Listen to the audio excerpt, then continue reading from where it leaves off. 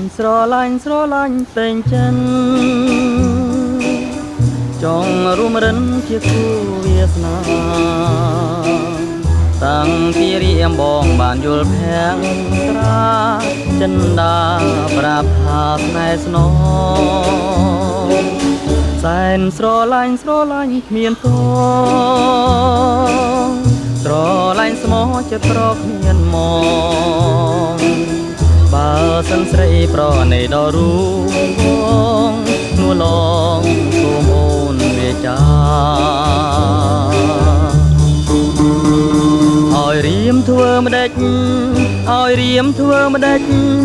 ចំពួងកេញស្នេហាតើឲ្យរៀមចាំឬយ៉ាងណាសូមមេត្តាឆ្លងឆ្លើយសែនស្រឡាញ់វៃម្លេះ